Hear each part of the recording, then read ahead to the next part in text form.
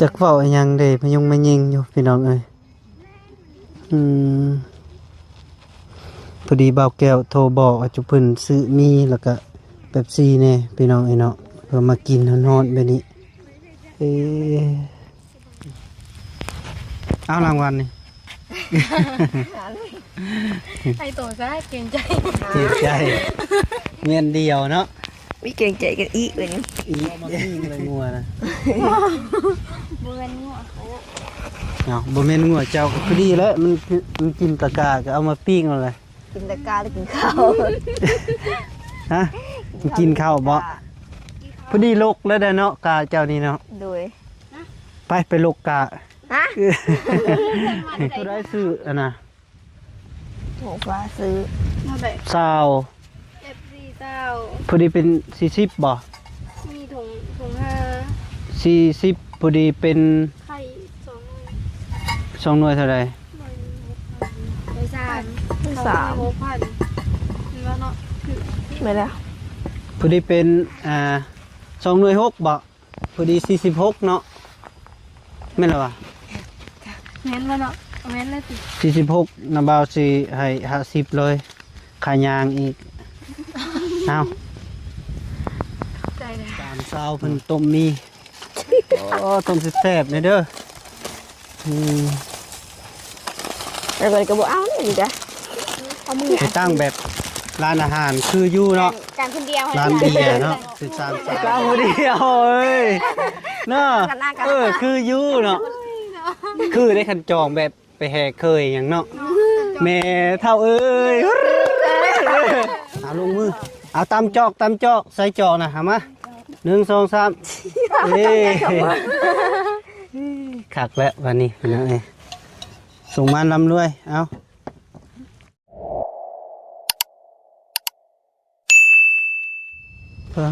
โถพ่อแม่พี่น้องเอ้ยเนาะพอดีเบาแก้วเปิดคลิปเปิดภาพก็เห็นน้องๆเพิ่นย่างมาแต่บ้านพี่น้องเอ้ยพอดีเบาแก้วก็มาถ่ายอยู่นี่ก็ดนเติบอยู่พี่น้องเอ้ยเนาะจากเพิ่นถือย่างมาได้3ซาวพี่น้องเอ้ยโอ้โถน้อง น้องเพิ่นกำลังมาแต่บ้านพี่น้องเอ้ยย่างมาย่างแตกตากแดดพี่น้องเอ้ยเนาะบ่มีคันจองเลยตอนนี้ก็เวลาประมาณอยู่บ่ายโมงพี่น้องเอ้ยบ่ายโมงกว่าๆพอดีน้องๆเพิ่นย่างมาแต่บ้านหากมาฮอดโอ้ เสร็จเถื่ออยู่เถอะ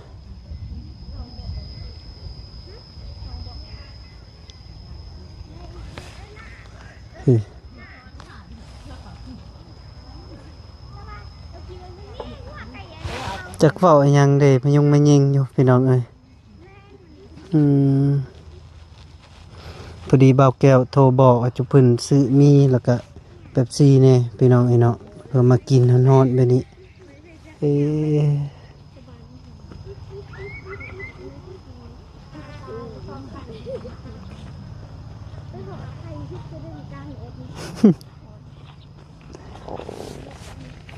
บ่ได้มีคันจองเลยพี่น้องเอ้ยโธ่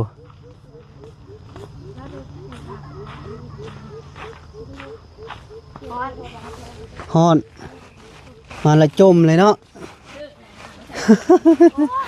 โอ้โดยสบายดีพอดีย่างมาเบิด3ซาวเลยเอาไปเลยงัวปะโธ่เมื่อยบ่ แม่นเสียยินมาติดตู้ หึ ถือน้ำเย็นมาติดตู้ อีหยัง ถือน้ำเย็นมาติดตู้ โอ้อืม มาได้โดนแล้วบ่ กะโดนเติบแล้วฮะตอนนั้นเป็นไงเมื่อยบ่พอดีไฟก็ยังบ่ทันดังซ้ำ ทานผงโง่บ้าหน้านะคะ อืม ปลาเชื่อมเผยปลาทูเชื่อมเผยแน่สองเส้น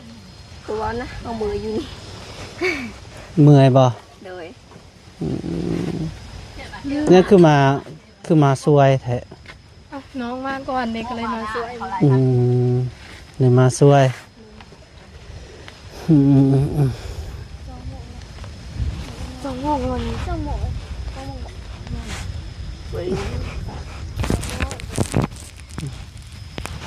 เอารางวัลนี่ ไอโตก็ได้เกรงใจ เจ็บใจเงินเดียวเนาะ มีเก่งใจกันอีกเลยนี่ อีเอ่อมุดเท่าไรซื้อเนี่ย แบบสี่เจ้าแล้วก็มีถุงห้า สีทงบ่ โดยไข่สาม โดยพอดีปักพรสักก้อนแล้วก็เบิ่ง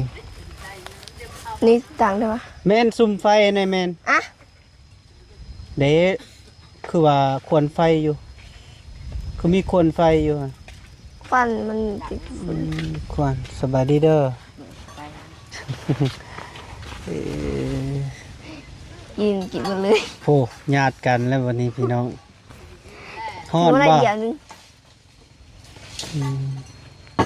อันนี้เอาน้ำเย็นมา ยังโคตรมันแบบเดียว ขันจ้องเอาบ่มีเนาะย่างตากแดดเลย เอาไว้ถึง ก็บ่เป็นหยังดอกเนาะสาวนาอยู่ สาวนาอยู่บ่ย่านดอกเนาะแดดสำนีซื่อนาบ่าวก็ยังมาตากแดดคือกัน เกือบเป็นลม ฮะ เกือบเป็นลม เกือบ ยัง เท่ามีน้ำเย็นแล้วโอ้ย บ่นาบ่าวก็ส่งเบิ่งอยู่กันว่าเป็นลมก็สิไปซอยอยู่ อ้าวเป็นลมแก้บานเลย บ่ แก้บานเลย อืม เว้นเนาะ บ่ ทำตาทิพย์ เห็นนั่นแหละโทรศัพท์ก็มีคันเป็นลมก็โทรบอกสิเล่นดอก สิเล่นไปเอาดอกบ่ยากเห็นบ่อืมกินข้าวแล้ว กินเราจะมี กินกับมี มีแต่มื้อนั้นผู้ให้ไม่หมดเจ้า หึ มีแต่มื้อนั้นผู้ มีแต่มื้อนั้น เลย วันนี้ซื้อมีมากินมีอีกบ่นี่บ่กินบ่ กิน นาสิเป็นมีแล้วบัดนี้เนาะ ไว้ อืมบ่ยากแล้วกิน กัน มี จองอันนั้นเลย คันจองก็บ่ได้ถือมา เลย อืม จ้างเป็นกังเกี่ยวนั้น ย่าแล้วเป็นผู้สาวยานอีสังเนาะเวลาเนาะ เฮ้ยโดยตี ก็เห็นนอนอยู่เที่ยงอยู่กี่นี้ บ้านนอนก้าวสิรับเลยบ่น้ำมันหัวเนี่ย อืม ไม่สิรับ คือบ่เอามาปิ้งเลยงัวนะ บ่เป็นหัว เนาะบ่แม่นงัวเจ้าก็คือดีแล้วมันกินตะกร้าก็เอามาปิ้งเอาเลย กินตะกร้าหรือกินข้าว ฮะมันกินข้าวบ่พอดีลกแล้วเด้อเนาะกาเจ้านี่เนาะ โดย ไปลกกา ฮะ มันใจทั้งเอา ยังลกบ่ได้บ่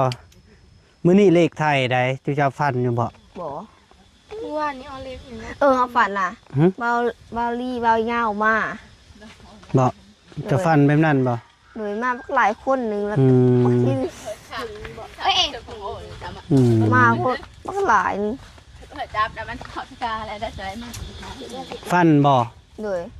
สิแปลเป็นเลขหยังซะไอ้หยัง โอ้โห เบาลีได้ซะ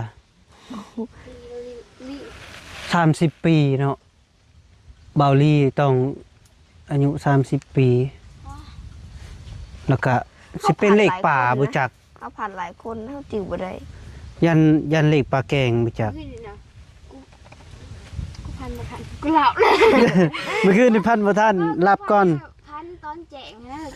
เบิ่งโทรบอกอันชื่อเลขก็ เขาตั้งบ่จิ๋วได้ ชื่อเลขปลา เริ่มบ่เลย ชื่อเลขปลาแกง อย่างของเขา เนาะ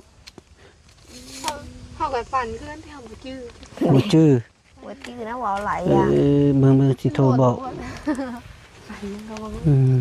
โดนโทษบ่ชื่อมดเท่าใดซื้ออันน่ะ หมูปลาซื้อ มาแบบ ซาว F4 เต้า พอดีเป็น40บ่ มีถุงห้า 40พอดีเป็น ไข่2 2หน่วยเท่าใด ไป3 สาม 6,000แล้วเนาะคือ ไม่แล้ว พอดีเป็น2หน่วย6บ่พอดี46เนาะแม่นล่ะวะ แม่นบ่เนาะแม่นเลยติ 46น้าบ่าวสิให้50เลยขายางอีกเอา ใจเลย พอดีเป็น50เลยจะเป็นขายางเอาท้ายยังล่ะเบิ่งบ่ดูเลขเงินน่ะพอดีมันเฮงได้ เบิ่งเลยตายมันหาเก่า ฮะ เห็นบ่ เก่าห้า เก่าเอาไปให้เบิ่งท้าย 95นี่มันเป็นเลขนูเนาะ เลย 1959 15 95 95ล่ะบ่เลขนูอย่าแล้วในใจก็อยากเบาดีรอลิงรอลีจักสิซื้อเลขหยังเด้เนาะเอาตกลงว่าสิซื้อเลขหยังเลขปลาแกงบ่ โอ้แล้วแต่อายรถเอาหมูเป็นซื้อเลย อืมเบิ่ง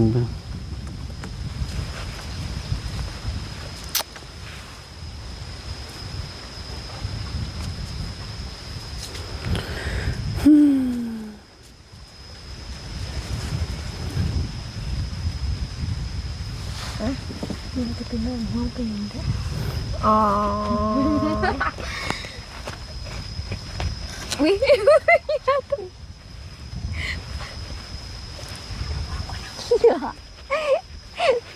ียงรุดฟ้าเสียงรุดอันว้าวเจ้า หึ อันว้าวนะผมยุ่งอะก็ตื่นนอนบ่ บ่ เสียงรุดอะไรวะเอาใส่ ถ้าก็ตื่นนอนติ ตื่นไปนอน จะดูแต่นอนลิ้น นอนลิ้นให้ลิ้นหยังวะตอนไอ้โทรมานะ กำลังมากินข้าว พ่อนั่งต้มมี เอาสกินแล้ว กำลังว่าน้ำเบาว่าสันซากอยู่กินข้าวจนบ่เป็น อืมเราโทรลิ้นบ่ โทรมาเราจะให้เขาเห็นกับ อืมเราก็เสร็จบอกอายุว่าสิให้สิเจ้าแล้วก็สิไปพอดีสิไปเว้าน้ำครัวอาจารย์ก็คิดอย่างหนึงก็สิไปเว้าอยู่น้ำครัวอาจารย์แต่ว่าเพิ่นก็สิพาคงเฮียนเลยเด้เนาะ เลย แม่นบ่ เลย อันนี้ก็เดือน5เดือน6ยังอีกบ่โดน เสียงอยู่ได้ยังอีกทราบว่าเสียงเลย อืม วันจันทร์นี่ก็เสียงอีก อืม เสียงเจนนี่ก็เสียงแก เพิ่นก็พาคงเฮียนก็สิเฮ็ดจะได้บัดนี้เนาะก็มีแต่รอท่าปีหน้าพุ่นแหละเนาะไปเว้าใหม่แต่เจ้าเฮียนห้องใดแล้วก็2คน มสาม ม3 ม2ม3ตีไปต่อม4ม5ม6ม7ยังอีกหรือว่าไปเฮียนม7เลยบ่ ว่าไอ ขึ้นมสี่เอา ว่าเสียงเลย อ้าวม4จุเจ้ายังบ่ทันได้ใบประกาศเนาะ เลย ก็เฮียนม4ม5ม6ม7ก็บ่ได้โดนเนาะ เลย ม4ม5ม6ม7นี่4ปีเฮียนม4แล้วก็เซ็งได้ใบประกาศ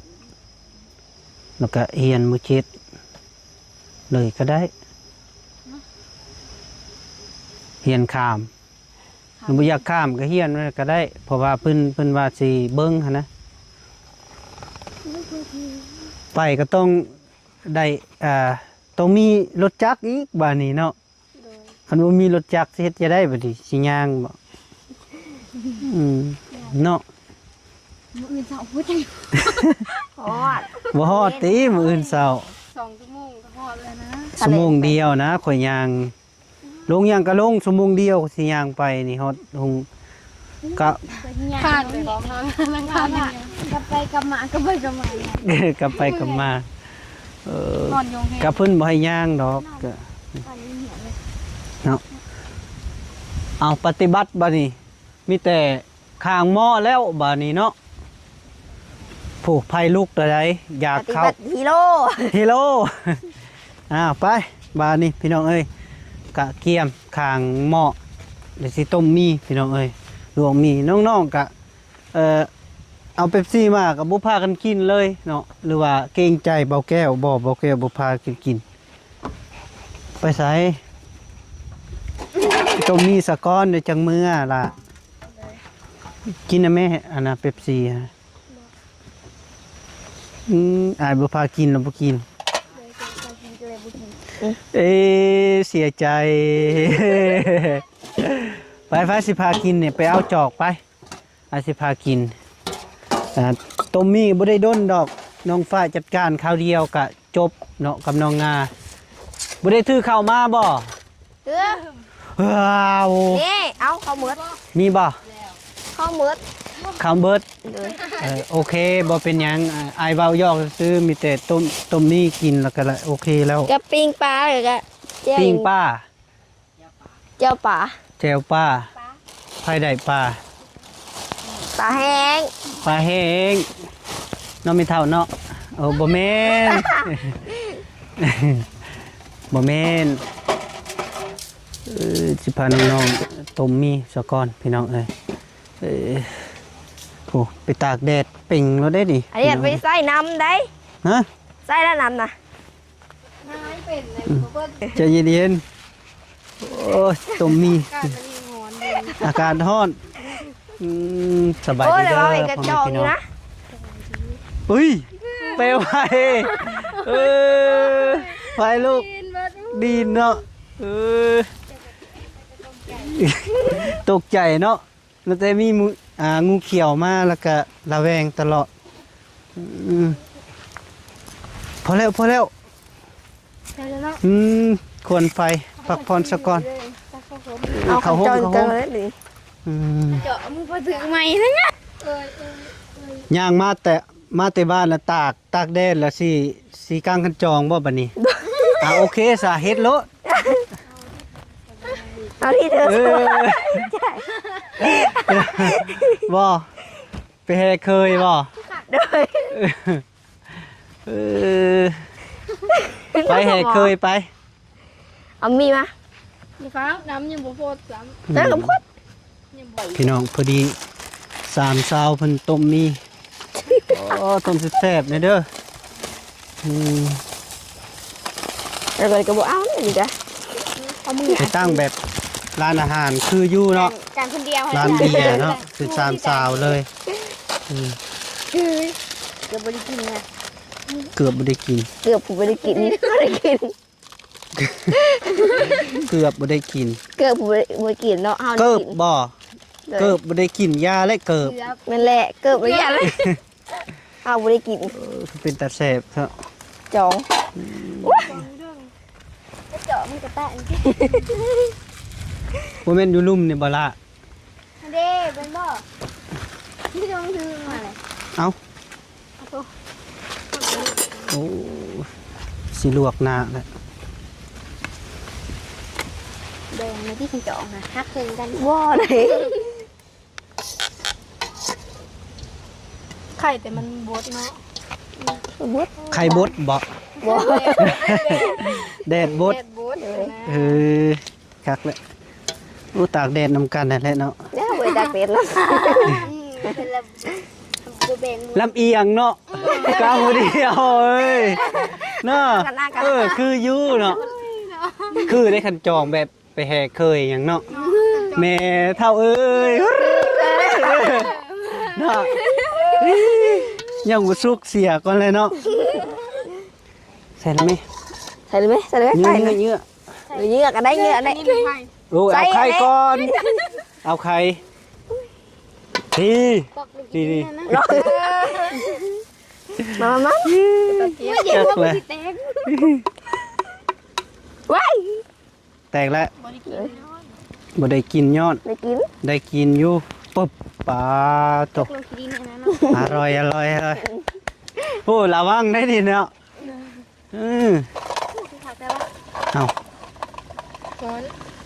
เอาลงเลยตื้มน้ำใส่อีกเป็นหยัง ตื่มบ่ เอาน้ำมา คือว่าชื่อบ่มีน้ำนี่ เอากระแซได้บ่มีน้ำนะ เกล็ดหลับตัวจ้ะแต่บนน้ำมันมัน มี FC อันคอมเมนต์ทางอันนะคลิปเบาลี่ว่าเบาลี่ให้เบาแก้วห้องเพลงแน่จากก่อนน่ะสิอยากพังอีหยังคืออัน เสียงยันงัวสิปบน่ะเนาะ โอ้ยสร้างดีกว่าเนาะเห็นว่ากันเนาะ พวกกันจองเขา เอาคันจองผู้ใด จองเอ้ย จองข่อยจองไอเบล ผู้ใดเบล เฮ้ยโตเรามาทำไอ ใส่ ใส่อย่างนี้ โอ้ ตกปอกลงอันนั้นเนาะ เราน้ำปลาอยู่พี่เลย เราลืม เราลืม เลย ลืมหรือเราเปล่าลืมเนาะ ลืมเนาะ ฝนมันตกเด้ โอ้ฝนตกก็ลืมเนาะ คันฝนบ่ตกได้ซะ บริกัง ลืมบ่เนาะ โอ้ยเนาะจุ่มสิการคักเลยพี่น้องเฮ็ดแซ่บๆเด้อ ยังลงทันคือคิว แบบกินแล้วก็เขายิง3ลูกกับบ่ลูกกันนะแม่ว่า แล้วเลย เติมน้ำใส่ไปอุ้ยคัก แม่กูกางใช่ไหม กังผู้ใด แดดเด้ เอ้ย เจ้า อัน เด้ น่ะเป็นลูกไผ่บอกไผ่ไหม้บ่หรือเคยไหม้ไผ่เนาะ ไฟไหม้ ไฟไหม้เนาะไปส่งเงินเฮือนเคยเนาะ พอแล้ว เอามาเนาะ พอ พอ แล้ว แล้ว500 อร่อย อร่อยก่อน อร่อย พักไม่ถือมา หืม พักอะไรไม่ถือ กะ FC ก็คอมเมนต์อยู่ว่าเป็นหยังก็บ่ซื้อผักให้น้องๆลวกแน่ว่ะกะบ่ได้ไปตลาดเนาะทีนี้หาไปตลาดก็ ไก่เต้า บักไก่ๆนึงเนาะ บัวตะกังได้ซิม มื้อหน้าก่อน ซิมเด้ อย่างเดียวซิมอีกอันนี้ บ่ซีมอีก พอเนาะโป๊ะ คือสิพอเนาะโปงเอามานี่1 2 3 เอาดิปรุงที่เก้าให้บ่ โปงเลยปลาครับบาดนี่ฮอนบ่ ที่หม้อ หืมโยทิมหม้อแล้วบ่ได้กินหยังเลย นี่หม้อนั่นนี่ถ้าจะลองผัดนั่นได้ป่ะ พอโตพี่น้องเอ้ยต้มมีคือเก่า แซ่บ ยับขึ้นเลย แซ่บ อ่ะเวียนมาเก่าง บกระจอกมันจะ มาตักบาดนี้จอกเอาดิซะไปใส่เบิดจอกนะ บ่เห็นนี่เลยเด้ สิกินเป๊ปซี่เด้ หนาจอกดี จอกเดียว บ่เจ้าตัวตัดนะฮะ ปึ๊บพี่น้องเอ้ยพอดีน้องงากำลังตักมีพี่น้องเอ้ยสิพาน้องๆกินมีสิกินมีอะไรมาพี่นะพี่น้องเอ้ยบ่มีหยังซื้ออ่ะนะเบาแก้วก็บ่มีเงินสิซื้อว่าแบบแนวแซ่บๆมาให้กินนะก็สำหรับเบาแก้วทำนี้ก็คือว่าแซ่บนะกิน โอ้ยแซ่บคนนี้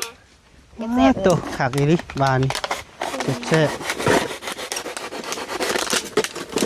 บ่ขาดบ่หาม ขาดเหรอ มีบ่เข้า มีดบ่เข้า โอ้ยทำพื้นหน้าผากปิ่นลงจ้ะ ปีนลง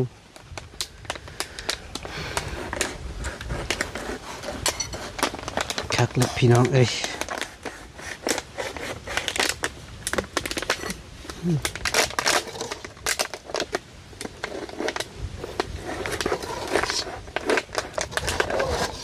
ไว้ส่งให้เปิด มาเด้อมาสุขุทุกคน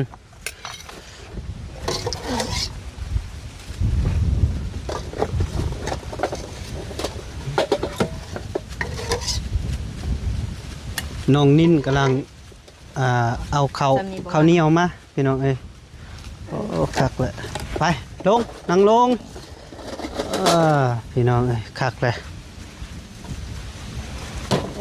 อย่าง นี่เอาปิบข้าวเดี๋ยวออกไปพุ่นแล้วก็ยำมาขึ้นมานิ่นมีแต่คนผู้จบผู้งามเด้อพี่น้องเด้อแล้ว เอายังไม่เลี้ยวดิ โอ้จนกลัวถ้วยบุครบคนเนาะพอดีละ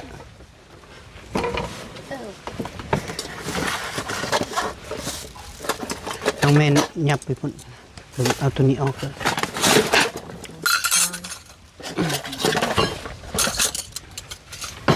เอากระสานงับแพ้เลยเยอะ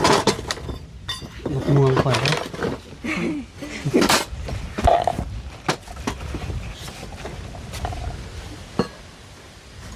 ไปรถนี่ใจจอกมาจะเย็นให้อุ้ย เจาะตัวนี้ได้เจาะตัวนี้ จะเอาตัวนั้นบ่ได้บุญมีน้ำก้อน กิน อีสัง กินเนี่ยกินนี่ เอา กินเพิ่ง เพิ่ง เลยสลัมเพิ่งดี ไผ่ได้เพิ่ง งูแม่เอามา ดูเลย คืนนี้ก็ออเล็กเพิ่งตื่นหน่อยอะไรกินน้ำ โอ้ลายบ่ บ่นั่นเดียว เดี๋ยวข่อยกับฟันเห็นเพิ่งอยู่ได้คืนนี้มันสิออกเลขเพิ่งมันบ่จักบ่ ออกที่ บ่งา โอ้ย มันสิออกเลขเพิ่งบ่อ่ะเฮ้คักแล้วมัน เอาข้าวอยู่นี่เอา เอามาจอกน้อยอ้ายจอกกี่นี้โอเค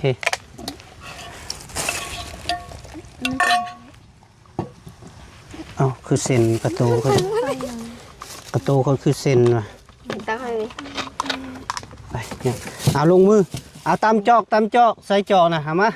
1 2 3เอ้คักแล้ววันนี้เป็นยังไงส่งมาลำรวยเอา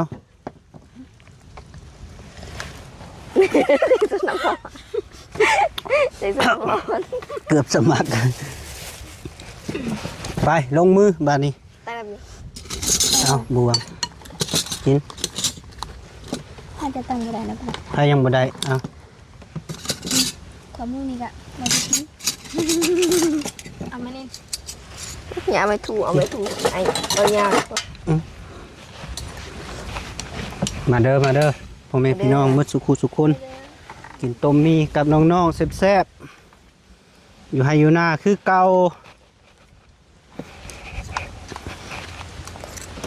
เล่นเกม เข้ม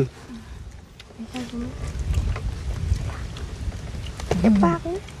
แซ่บเอาเข้มโอ้ย ๆแซ่บบ่ ไอ้ หน่อยไม่ต้องมันเค็ม เขาแต่บ่มีเงินนะ จะน้อยเราสิรักให้ เนาะ เว้ย โอ้ย แพนด้า แพนด้าบ่ เลย ปอสื่อคือบ่ตั้งซื้อลูกนะให้ แพนด้าเอ้ย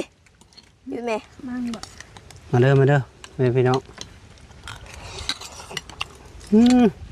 แซ่บคือเก่าอันนี้จางเอาวะ เข้มมันพอดีแล้วกันนี่ พอดีเนาะ มันจืด มันจะหนาวเนี่ยพอดีนะ พอดีเห็นหน้าพูด หน้าพวกเอี้ยว จะใส่เกลือบ่ บ่ คือแซ่บเนาะเนาะ แซ่บแล้วแซ่บแล้ว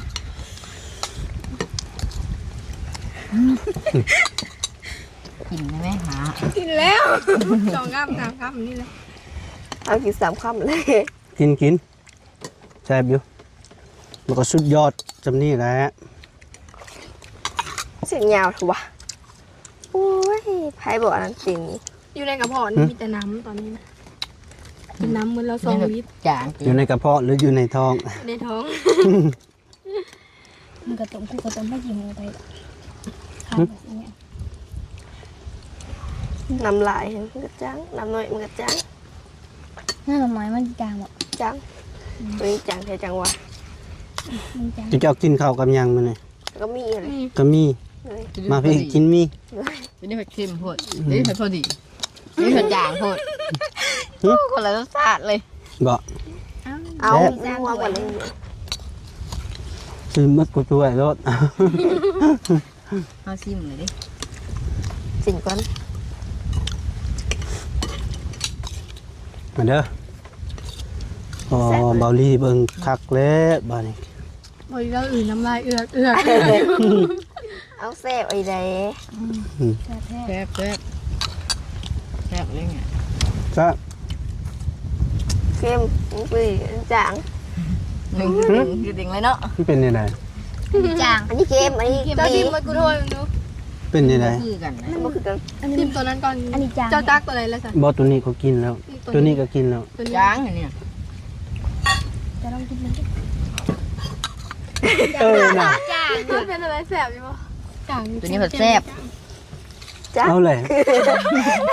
เอาว่าเดียวกันได้ยังไงยังจาง หม้อเดียวกันอยู่บัด เอ้า ตักใส่ถ้วยบัดคน แซ่ ละ บคนละสวยดิ อันนี้บัดเค็มจางแซ่บบ่ ซิมมึงไหมฮะ อ่ะว่าอยู่เลยเนาะ เค็ม เนี่ยจะว้าว มันเป็นอย่างวะ แซ่บอยู่ เพราะว่าอันนี้น้ำน้อยโพดมันเลยจาง อืม น้ำน้อยมันเลยจางนี่แบบมันน้ำลายโพดมันก็เลยเค็มอันนี้พอดี ทางหม้อเดียวเลย เลย เนาะ มาเดียวกันแล้วซัด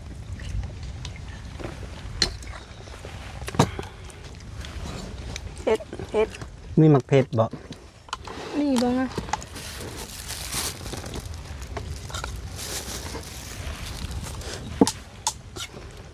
กินแบบสิอ้วนนี่แหละอ้วนเลยอายนะจนย่างมันอยากได้ เข้าไปกับเฟซอะ ที่เก่าได้50 โลนึงเดี๋ยวนี้พัด60ปลายเลย ขี้เป็นอยู่บ่เอ่ย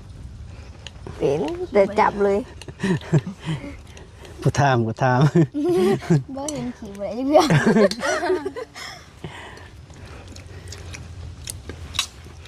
แสดงว่าน้องงาเนี่ยเป็นเอื้อยเนาะ เลยเลยมูเลยไง อืม เลยมึง เนาะ เป็นหนอก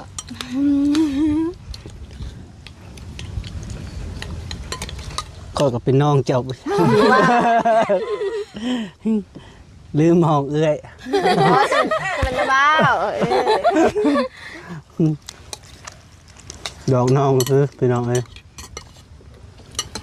ตื่นเต้นมั้งอะ ตื่นเต้นบ่ จนมารับ อันแล้ว อาชีพในเข้าโรงเรียนแล้ว เอ้ยบ่สิเฮียนตีบัดนี้เนาะ เลย เฮียนเนาะเดินมาเด้อ แล้วถามคือเขา ฮะ ออกไปหน้ากระดาษแล้วอ่านเอาเอง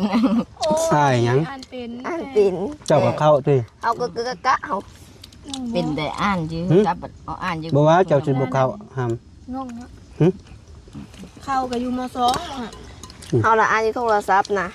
เป็นอ่านอยู่กระดาษนี่กะกะ นั่ง มันละอ่าน อ่านอยู่กระดานเนี่ยอย่างนึงอาจารย์เคนหนังสือมั้งอะ ก็คือตัวเฮาเขียนในโทรศัพท์ เนี่ยชุด เป็นโทรศัพท์เหรอนะ เลข อืม เลขเนี่ยชุดอยู่ใน เอาไปเลย อยู่ในโรงเรียนแล้วเนี่ยชุดละ เดี๋ยวจับมาเห็นในเขาเขียนก็อ่านเป็นเลย เราคุยว่าแบบใดสิเราน่ะบอกคอยน่ะไปคุยกับอาจารย์ กับครูอาจารย์ เราก็บอกอยู่บ่ โดยเราเอาน้ำปลาเขาแล้ว อืม เราบอกเขาอีกแต่ว่านี่เราลืมบอกปลา อืมดีแล้วเป็นให้เฮียนกะพอดีจุเจ้าจบกะอยากไปเฮียนหยังก็เฮียน เฮ็ดเฮ็ดเฮ็ดบงบงบง อิ่มให้อิ่มแล้วเด้อ ตื่นมา บ่แซ่บนะ เป้า อิ่มเล กั ย นแบบนี้ป้ากินน้ำจนเบิด4-5ตุกเลยนะ อืม ย่างว่าบินก็กินน้ำง่าอีกจนยังเบิดตอนย่างมันก็ท้องของกอกกินน้ำมันน้องเลย อ่านะเขาเต็มเลยเนี่ยฝากี่จะมด อยู่หัวเนาะ เขาจะไปกินจะข้าม มา ขอ สิ ง โด อุ้ ด มมา มาสิโดดหมองอยู่กันเรา นี่น้องบ่ เด้ยานตะปีง ปีงไว้เลยล่ะ มีบ่ปิง เลยบันนี้ โอ้มีผมใหม่เนี่ย มันต่อกับโคนหมองเลยดิ เอาบ่หยาบอันนี้ มันผมโมเมนต์มันเปิดไม้ตัวเองแกะแล้วมันดอดลงมาบอก เบือกใหม่ในชีได้ดีเบิ่งดีๆนี่ ธรรมชาติทิม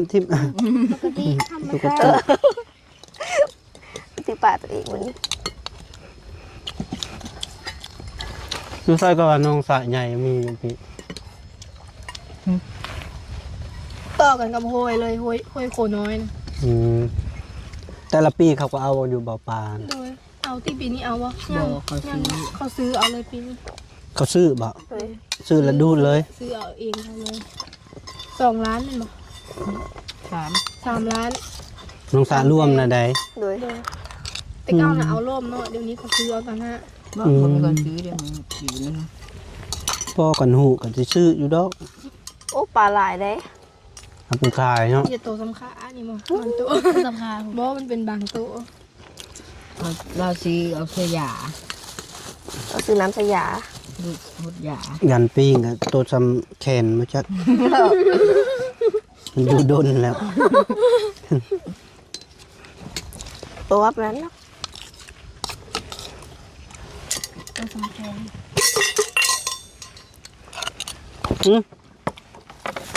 เอา กินน้ำก่อน กิน กินน้ำก่อน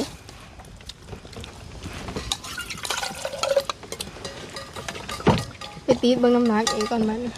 คุณน่ากินไป เจอเลยมัน พ่อกินข้าวลายดีกว่า นี่ไงหอชีชิปสุดยอด บ้านละ50เอ้ย40แล้วป่านนี้แต่ก้าว30เจอรถ40แล้วบัดนี้ คนกับบ่ฮอด ถ้าเก้า30 ไปน่าจะเป็นหอที่คิดมั้ง บ่ง่อยและ ตอนอยู่เร่ง 25นึงว่ามี ตอน 29 คุณเล่นป้าตอนคุณ ล เล่ ม น พัดจนจิ๋วไปน้ำลมใจกลนเรา เราดินนี่แหละ น้องนี่นะพี่ กำลังได้คลิปอยู่ จิ๋วไปน้ำลมเลยเราเห็น ไม่ลมแห้งยืดได้เหมือนกันนะ ปลาเลยขูดบอลมน้ำมือนั้นอุกบาดเดี่ยวนี่เมื่อลม ดูใส่ อยู่หน้าเขาแล้วได้คลิป อยู่บ้านนะครับที่พูดง่ายกลุ่มล้มกูประกาศลงหัวตาราง โอ้ แห้งนี่ละ ยานบ่ พอดีมันผัดก็ไปไปจะไปต้มกันซะแล้วมัน ตกอยู่บ้านนาเอื้องมาแล้ว บอเราพาไปทางนี้ไหนมึงก็ถาม เขายืดลงราคาเลย บอกว่าพัดกินกับเก่งนะ บอกกัน ว่ามันแห้งยืดได้พูดด้วยที่เขาปาก บอกกันสมมุติว่ามันพัดแล้วก็จะไปตกอยู่บ้านนาเอื้องแล้วก็มีผู้บ่าวเก็บดิซะเจะสิเฮ็ดในได้ซะ จากแล้ว เขาบ่ให้เมื่อเราได้เขาเก็บเอานะครับผู้บ่าวก็คนหนึงแล้วก็อยู่นะ มาเลยจะใส่ไปตกบ้านไหนตกน้องน้ำมัน ตกห้องโอ้มีคนเสียแล้ว คือแข็งตายได้ อ๋อคือกูสั่งหูใกล้คืนนะนอนอยู่ดีๆโหงตานั้นตาพอดพี่ตาพอดอ๋อไฟไหม้คืนเฮาเมื่อคืนนี้นะ แม่ แม่เอ้ยนะเฮาขึ้นไปซักโทรศัพท์ไปไม่ นิ นอน สัยอ ดอก ยู่บ้านไหน มองคนโคนเด้ ใช้ไฟจุด แมวนะแมว แม ตัว ว นึ เงิ ง นปิดตอง นี่เนาะผีลอกเราขึ้นไปเบิ้ง มันไหม้อยู่ไหน ไม่เลยเอาเซมซันนี่เขานึกคือผีคือสีผีป้าคุณเฮิรนแดงคือคืนอยู่ แล้ววันนี้ ยัง เอา ก็ เปิดไฟสายเบิ้งป้าไผ่ผ่าไผ่ ไฟไหม้ เลย ไม่ใส่ ไม่เห็นโค ไม่ ไม่ทันกลัว ก่อนบอก ไม่มงดังไฟนี่ เดินดังไฟนี่ครับ ไฟลุกอยู่บ่ ลูกเอาตักน้ำมาหมดเอง อาจจะเขากำลังนอนอยู่แต่ละ ป่อ แต่ก็โก้ก็ได้ยินอยู่แล้ว คันพากันนอนเลย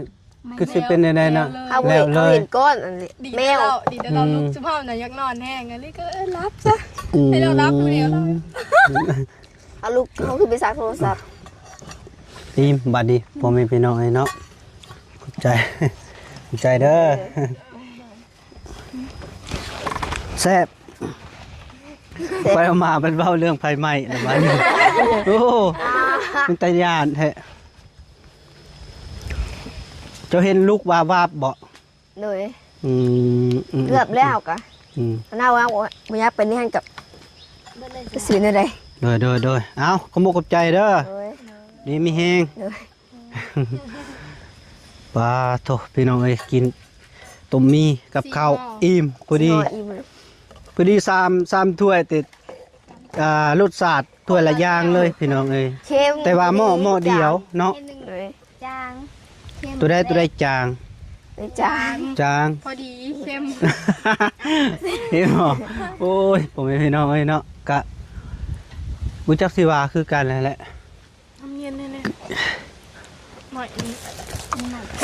เอาคลิปนี้กับจบปิดคลิปสกอร์พี่น้องเอ้ยเนาะขออยู่ดีมีแฮงเด้อพ่อแม่พี่น้องเบ่สุขสุขคนโดย